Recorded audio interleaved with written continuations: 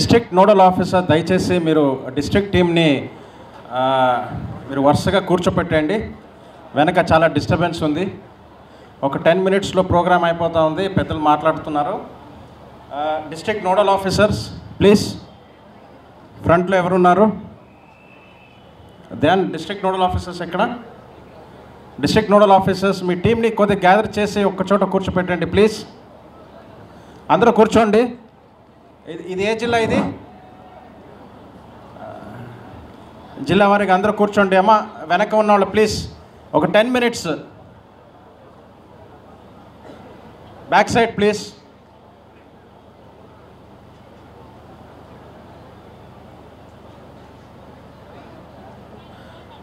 ఈ జిల్లా ఏంటి? వైజాగ్ జిల్లా వాళ్ళు ప్లీజ్. లోకల్ ప్లేయర్స్ ప్లీజ్ దయచేసి కూర్చోండి. అందరూ కూర్చోండి అమ్మా. నోడల్ ఆఫీసర్స్ దయచేసి కూర్చోపెట్టండి. కొద్దిగా 10 మినిట్స్ అందరూ దయచేసి డిసిప్లిన్గా కూర్చోండి. తర్వాత ప్రోగ్రామ్ అయిపోగానే మీరు మీ మ్యాచెస్ మీరు స్టార్ట్ చేయవచ్చు. మరొక్కసారి సభకు నమస్కారం. చాలా సంతోషము. ఈరోజు ఆడదాం ఆంధ్ర స్టేట్ లెవెల్ మీట్ ప్రారంభం కాబోతూ ఉంది. డిసెంబర్ 26 నాడు ఆడదాం ఆంధ్ర కార్యక్రమము గౌరవ ముఖ్యమంత్రి వర్యాలు ప్రారంభించడం జరిగింది. అక్కడి నుంచి ఇక్కడ వరకు దాదాపుగా 3,50,000 మ్యాచెస్ ఆడదాం ఆంధ్ర కింద ఆడటం జరిగింది.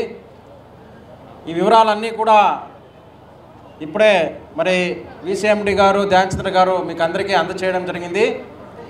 ఇప్పుడు స్టేట్ లెవెల్ టోర్నమెంటు, దయచేసి అందరూ కూడా ఈ స్టేట్ లెవెల్ టోర్నమెంట్ని బాగా మీరు కాంపిటేటివ్గా తీసుకోవాలా. ఇక్కడ ఎవరైతే మంచిగా ఆడుతారో వాళ్ళకి ఖచ్చితంగా మరి స్పోర్ట్స్లో మంచి భవిష్యత్తు, మంచి కెరియర్ ఉండిపోతూ ఉంది. పెద్ద పెద్ద ప్లేయర్సు, పెద్ద పెద్ద ప్రొఫెషనల్ లీగ్స్ వచ్చి మీరు ఆడుతున్నటువంటి గేమ్ని వాళ్ళు చాలా క్షుణ్ణంగా అబ్జర్వ్ చేసి మీలో ఎవరైతే మంచిగా ఆడుతారో వాళ్ళని పికప్ చేసి వాళ్ళని ప్రత్యేకంగా మరి ఫ్యూచర్లో వాళ్ళకి ట్రైన్ చేయడం కూడా జరుగుతుంది. అందుకే దయచేసి ప్లేయర్స్ అందరూ కూడా మరి ఈ అవకాశాన్ని సద్వినియోగం చేసుకుని వాళ్ళు చాలా కాంపిటేటివ్గా ఆడాలని నేను ఈ సందర్భంలో మనవి చేస్తూ ఉన్నాను. రెండో విషయం ఏంటంటే గేమ్ అంటే డిసిప్లిన్ ఉండాలా. చాలా చోట్ల చూసాము వాళ్ళు చాలా ఎమోషనల్గా ప్యాషనేట్గా ఆడుతూ అక్కడక్కడ అంపైర్స్తో మరి వాదనానికి దిగడము, అంపైర్స్తో ఆర్గ్యుమెంట్ చేయడము చూసాము. ఈ గేమ్స్లో ఇవన్నీ కూడా సర్వసాధారణం. కానీ ఇది స్టేట్ లెవెల్ మీటు, మీరు అందరూ కూడా చాలా సీరియస్ ప్లేయర్సు. మీరు ఆ గేమ్ స్పోర్ట్స్మ్యాన్షిప్ని, డిసిప్లిన్ని మీరు ఖచ్చితంగా పాటించాలని ఈ సందర్భంలో మీకు అందరికీ నేను మనవి చేస్తూ ఉన్నాను. ఒకటి గుర్తుపెట్టుకోండి, అంపైర్ డిసిషన్ ఈజ్ ఫైనల్. ఒక్కసారి అంపైర్ డిసిషన్ ఇచ్చిన తర్వాత దానిపైన ఎక్కడ అప్పీల్ ఉండదు. దయచేసి అంపైర్స్ డిసిషన్ని మీరు ఆనర్ చేస్తూ మీరు గేమ్స్ని ముందుగా తీసుకెళ్లాల్సినటువంటి అవసరం ఉంది. అదేవిధంగా ఈ సందర్భంలో అంపైర్స్గా ఉన్న వాళ్ళందరికీ కూడా, అదేవిధంగా శాప్ నుంచి ఉన్నటువంటి కోచెస్, శాప్ ఆఫీషియల్స్ అందరూ కూడా నేను ఈ సందర్భంలో మనవి చేస్తూ ఉన్నాను. గేమ్ అంటే ప్లేయర్స్ వాళ్ళు ఎక్స్పెక్ట్ చేసేది నిష్పక్షపాతంగా అంపైరింగ్ జరగాల అనేది, రూల్స్ అందరూ కూడా సమానంగా పాటించాలా అనేటటువంటిది. ఎక్కడైనా చిన్న వాళ్ళకి మోసం జరిగిందని ఫీలింగ్ వస్తే వాళ్ళు చాలా నిరుత్సాహ పొందుతారు. అందువల్ల ఈ గేమ్ రూల్స్ని మీరు సరిగా పాటించాలా. మీరు దాన్ని ఫాలో చేయించే బాధ్యత మీ అందరిది. కాబట్టి మీరు కరెక్ట్గా పని చేస్తే కనుక ప్లేయర్స్ కూడా చాలా ప్రశాంతంగా వాళ్ళు గేమ్ మీద ఫోకస్ పెట్టి ఆడతారని సందర్భంలో తెలియజేస్తూ ఉన్నాను. అదేవిధంగా దాదాపుగా 3,500 ప్లేయర్సు 26 జిల్లాల నుంచి రావడం జరిగింది. మీకే ట్రాన్స్పోర్టేషను, అకామిడేషను అన్నీ మరి ప్రభుత్వం నుంచి ఏర్పాటు చేస్తూ ఉన్నాము. దయచేసి ఏమైతే మీ డిస్ట్రిక్ట్ నోడల్ ఆఫీసర్ ఉన్నాడో, అదేవిధంగా వైజాగ్లో ఎవరైతే డిస్ట్రిక్ట్ లైసెన్సింగ్ ఆఫీసర్ ఉన్నారో వాళ్ళు ఏమైతే మీకు చెబుతారో చేయాలా అనేది, లేదంటే ఫలానా చేయకూడదు అనేటువంటిది దయచేసి దాన్ని తప్పనిసరిగా మీరు పాటించవలసినటువంటి అవసరం ఉంది. ఇంకొక విషయము, ఎక్కడ కూడా అవుట్ సైడ్ ప్లేయర్స్ రావడానికి వీల్లేదు. ఇది విలేజ్ టీము, సచివాలయం టీము. సచివాలయం నుంచే ఇక్కడ దాకా స్టేట్ లెవెల్ వరకు వచ్చారు. వేరే సచివాలయం నుంచి మీరు ఏమైనా ఆడించాలని ప్రయత్నం చేస్తే ఆ టీంని తప్పనిసరిగా డిస్క్వాలిఫై కూడా చేయడం జరుగుతుంది. అందువల్ల అందరూ చప్పట్లు కొడుతున్నారు. ఆల్రెడీ అలాంటి వాళ్ళు ఉన్నారా ఏంటి? కుదరదు చెప్తున్నాను అందరికీ. అందుకే కావాలని నేను చెప్తున్నాను, ఏ సచివాలయం ప్లేయర్స్ వాళ్ళే ఆడాలా, ఎవరైతే రిజిస్టర్ చేస్తారో వాళ్ళే ఆడాలా. ఇప్పటికీ డిస్ట్రిక్ట్లో పెద్ద ఇష్యూనా ఇది అసలు?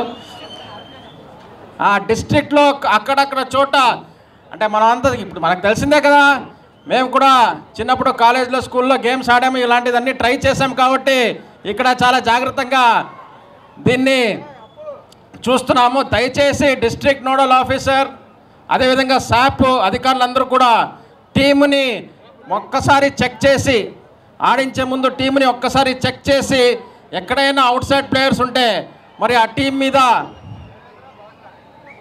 ఏమైతే మేము పెనాల్టీ చెప్పామో అది తప్పనిసరిగా విధించాలని తెలియజేస్తూ, ప్లేయర్స్ని కూడా దయచేసి మీరు స్పోర్ట్స్ మ్యాన్ స్పిరిట్లో ఆడాలా. మీరందరూ కూడా మీరు గెలిచినా ఓడిపోయినా మీరందరూ కూడా మీరు ఫ్రెండ్స్గానే ఉండాలా. మరి మీరు అకామిడేషన్ దగ్గర వెళ్ళిపోయి మళ్ళీ అక్కడ మీరు గొడవనికి దిగొద్దు. అయిపోయింది అనుకుని మీరు నెక్స్ట్ ఫ్యూచర్ కాన్సన్ట్రేట్ చేయాలని సందర్భంలో తెలియజేస్తూ, మీరు చాలా దూరం నుంచి బస్సులో ట్రైన్లో వచ్చారు, మీరందరూ కూడా సేఫ్గా వెళ్ళాలా అనేటటువంటిది నా ఒక ఉద్దేశం. అందుకే దానికి కూడా అనేక రూల్స్ని అనేక కండిషన్స్ని పెట్టడం జరిగింది. అవన్నీ కూడా మీరు దయచేసి పాటించండి. మీరు పెద్ద ప్లేయర్స్ కావాలా ఆంధ్ర రాష్ట్రంలో. కేఎస్ భరత్ ఇక్కడ మిమ్మల్ని అందరినీ ఇన్స్పైర్ చేయడానికి మరి భరత్ గారు రావడం జరిగింది. భరత్ని చూసి మీరు అందరూ ఇన్స్పైర్ చేయాలనే ఉద్దేశంతోనే భరత్ని ఇక్కడ ఇన్వైట్ చేయడం జరిగింది. మరి ఇలాంటి పెద్ద పెద్ద ప్లేయర్స్ వచ్చి మీరు గేమ్ ఆడుతూ ఉంటే ఆ గేమ్ని చూస్తారు. భరత్ గారిని కూడా ఈ సందర్భంలో నేను విజ్ఞప్తి చేస్తూ ఉన్నాను, మీకు టైం ఉంటే కనుక 1 or 2 క్రికెట్ మ్యాచ్ మీరు దయచేసి చూడండి. మీరు చూస్తే ఆ ప్లేయర్స్ కూడా కాస్త మోటివేషన్లో బాగా ఆడతారు. మీకు ఏమైనా మంచి టాలెంట్ మీకు కనపడితే దయచేసి మాకు చెప్పండి అని కూడా ఈ సందర్భంలో తెలియజేస్తూ, మరొక్కసారి అందరికీ బెస్ట్ ఆఫీసర్స్ బెస్ట్ లక్ చెప్తూ, దయచేసి రూల్స్ను పాటించండి. రూల్స్ పాటించకపోతే ప్లేయర్స్ ఎలా అవుతారు? మీరు ప్లేయర్స్ కారు. మీరు రూల్స్ పాటించకపోతే దయచేసి రూల్స్ పాటించి కాంపిటేటివ్ స్పిరిట్లో గెలవాలనే ఉద్దేశంతోనే మీరు ఆడండి. ఈ సందర్భంలో నేను విశేషంగా మరి కలెక్టర్ అయినటువంటి మల్లికార్జున్ గారికి నేను ఇవన్నీ ఏర్పాటు చేసినందుకు, అదేవిధంగా మున్సిపల్ కమిషనరు సాయికాంత్ గారికి, అదేవిధంగా అడిషనల్ కమిషనర్ విశ్వనాథ్ గారికి మరి ధన్యవాదాలు తెలియజేస్తూ, ఈ గేమ్స్ 4 రోజులు చాలా కాంపిటేటివ్గా జరుగుతాయి. అనేక డిపార్ట్మెంట్ మీకోసం దాదాపుగా 10-15 డిపార్ట్మెంట్స్ ఈ గేమ్స్ని సక్రమంగా ఆర్గనైజ్ చేయాలనే ఉద్దేశంతో వాళ్ళన్నీ ఆ డిపార్ట్మెంట్స్ అన్నీ కూడా పనిచేస్తున్నాయి. కాబట్టి వాళ్ళందరికీ కూడా ఈ సందర్భంలో ధన్యవాదాలు తెలియజేస్తూ నేను సెలవు తీసుకుంటున్నాను.